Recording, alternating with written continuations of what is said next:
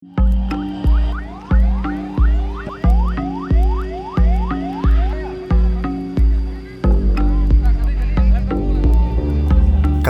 Tasikmalaya merupakan daerah paling rawan bencana kedua di Indonesia. Semua potensi bencana ada, mulai banjir hingga gunung meletus. Untuk itu diperlukan kesiapsiagaan dalam menanggulangi bencana. Bukan hanya para petugas di Badan Penanggulangan Bencana Daerah yang harus siaga, tapi juga masyarakat. Badan Penanggulangan Bencana tidak bisa berbuat banyak tanpa peran serta masyarakat. PLT Kepala Pelaksana Badan Penanggulangan Bencana Daerah Kabupaten Tasikmalaya, Nur Aididin, mengatakan pihaknya rutin menggelar simulasi penanggulangan bencana agar masyarakat semakin sadar tentang kebencanaan.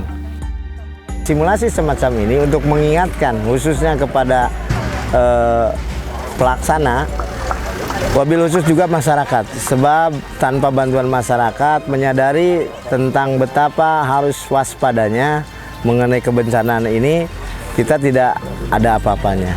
Dan kita berharap bahwa masyarakat sudah siap ketika menghadapi bencana, minimal mereka mampu menyelamatkan diri, keluarga, sehingga di dalam nanti terjadi kebencanaan itu mudah untuk dievakuasi.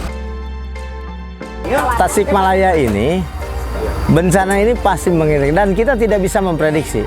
Oleh karena itu, edukasi, pelatihan, simulasi yang diberikan kepada masyarakat itu sebagai upaya ikhtiar apabila, karena tidak bisa diprediksi, sewaktu-waktu terjadi itu mereka sudah sip.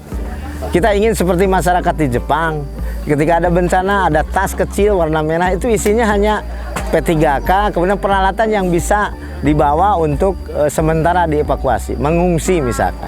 Nah, ini kita harus terapkan betul di masyarakat Kabupaten Tasik. Oleh karena itu, Pak Bupati menginstruksikan banyak bekerja sama dengan stakeholder yang ada di Kabupaten Tasikmalaya, pimpinan pondok pesantren, pimpinan ormas, kepemudaan, peranan wanita dan lain sebagainya, sehingga semuanya itu ikut serta memberikan edukasi kepada masyarakat bahwa wilayah kita, karena ditakdiran kita lahir di sini, tidak bisa dikurangi. Yang bisa mengurangi adalah bagaimana meminimalisir resiko bencana itu. Dan alhamdulillah Kabupaten Tasik dari urutan kelima untuk meminimal resiko bencana sekarang urutan ke-33 di Indonesia. Jadi udah ada kemajuan.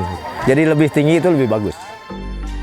Diwawancara seusai simulasi penanggulangan bencana di Lapang Desa Parung, Cibalong, Kabupaten Tasikmalaya, Rabu 26 Mei 2021, Nur Aididin menegaskan tanpa peran masyarakat, pemerintah akan kesulitan menanggulangi bencana karena jumlah personel yang terbatas.